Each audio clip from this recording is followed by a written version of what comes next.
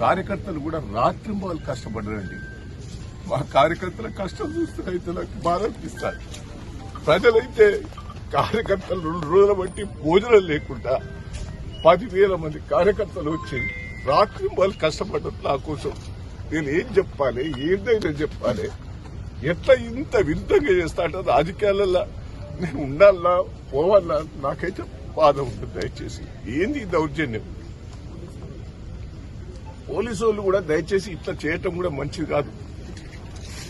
కేసీఆర్ చూస్తే ఒక పక్క అభిమానం, దయానందం చూస్తే అభిమానం ప్రజలు.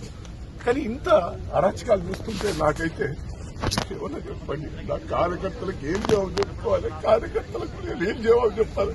పాపం తెగించి పనిచేసేది రోజు. కార్యకర్తలు కూడా రాత్రింబాలు కష్టపడరండి. మా కార్యకర్తల కష్టం చూస్తే అయితే నాకు బాధ అనిపిస్తాయి.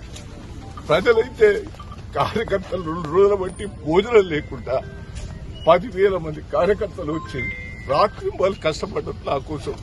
నేను ఏం చెప్పాలి, ఏంటైనా చెప్పాలి, ఎట్లా ఇంత విరుద్ధంగా చేస్తా అంటే రాజకీయాలలో నేను ఉండాలా పోవాలా నాకైతే బాధ ఉంటుంది. దయచేసి ఏంది ఈ దౌర్జన్యం?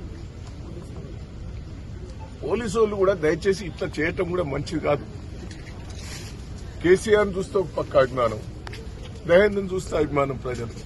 కానీ ఇంత అరాచకాలు చూస్తుంటే నాకైతే ఏమన్నా చెప్పండి, నా కార్యకర్తలకు ఏం జవాబు చెప్పుకోవాలి, కార్యకర్తలకు నేను ఏం జవాబు చెప్పాలి? పాపం తెగించి పనిచేసేది రోజు. జై తెలంగాణ. అసలైన తొలి వెలుగు. ఫాలో వాట్సాప్ @తొలి వెలుగు official.